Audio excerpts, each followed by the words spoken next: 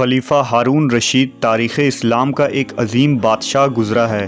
ایک دن اس کے دربار میں ایک ملحد یعنی دہریہ آیا اور کہنے لگا، اے امیر المومنین، تیرے دور کے علماء اور مشائخ نے اس بات پر اتفاق کیا ہے کہ اس دنیا کا کوئی خالق حقیقی ضرور ہے۔ ان علماء میں جو سب سے زیادہ عالم اور جاننے والا ہو اسے یہاں حاضر ہونے کا حکم دیجیے تاکہ میں آپ کے سامنے اس سے مناظرہ کر سکوں اور اپنے منطق سے اسے لاجواب کر دوں اور ثابت کر دوں کہ اس دنیا کا کوئی بنانے والا نہیں ہے، کوئی خالق موجود ہی نہیں ہے۔ اس وقت علماء میں سے اعلیٰ درجہ رکھنے والے امام ابو حنیفہ نعمان بن ثابت تھے، جو فقہ کے بہت بڑے عالم تھے اور سب سے افضل مقام رکھتے تھے۔ لہٰذا ہارون رشید نے امام ابو حنیفہ کو ہی اس ملحد سے مناظرہ کرنے کے لیے سب سے مناسب شخص سمجھا۔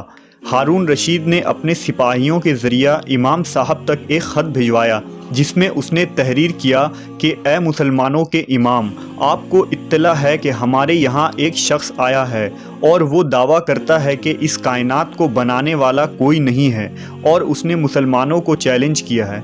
امام صاحب نے ایک پیغام کے ذریعہ جواب ارسال کیا کہ میں ظہر کے بعد آ جاؤں گا۔ خلیفہ تک پیغام پہنچ گیا، لہٰذا وقت مقررہ پر امام ابو حنیفہ طویل سفر کر کے خلیفہ کے دربار میں حاضر ہو گئے۔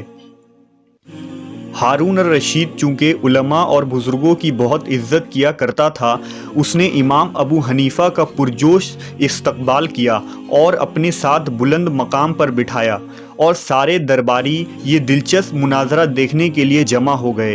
مناظرہ کی ابتدا ہوئی اور ملحد نے قبل اس کے کہ کچھ اعتراض کرے امام صاحب کی تاخیر ہونے کا سبب دریافت کیا اور کہا، آپ نے آنے میں اتنی دیر کیوں کر دی؟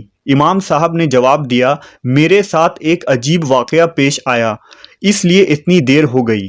پھر امام ابو حنیفہ نے اس واقعہ کی تفصیل بیان کرتے ہوئے فرمایا، میرا گھر دریائے دجلہ کے اس پار ہے۔ میں اپنے گھر سے نکلا اور دریا کے پاس آیا تاکہ اسے پار کروں۔ میں نے دریا کے کنارے ایک پرانی اور ٹوٹی پھوٹی کشتی دیکھی جس کے تختے اور حصے بکھرے ہوئے تھے۔ جیسے ہی میں نے اس پر نظر ڈالی، ان ٹوٹے ہوئے تختوں میں حرکت ہوئی اور خود ہی اکٹھا ہو گئے، ایک حصے دوسرے حصے سے جڑتے چلے گئے اور بنا کسی بڑھئی کے کشتی خود بخود بن کر تیار ہو گئی۔ میں اس کشتی میں بیٹھ گیا اور بغیر کسی ملاح یعنی ناؤ چلانے والے کے کشتی خود ہی آگے بڑھنے لگی اور کچھ ہی دیر میں دریا عبور کر کے میں اس پار آ گیا۔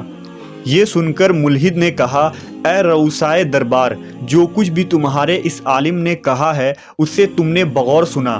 کیا تم نے ایسی جھوٹی بات کبھی سنی ہے کہ شکستہ کشتی بغیر کسی کاریگر کے کبھی خود ہی بن کر تیار ہو گئی ہو اور پھر بغیر ملاح کے خود چلتی ہو؟ یہ سفید جھوٹ ہے۔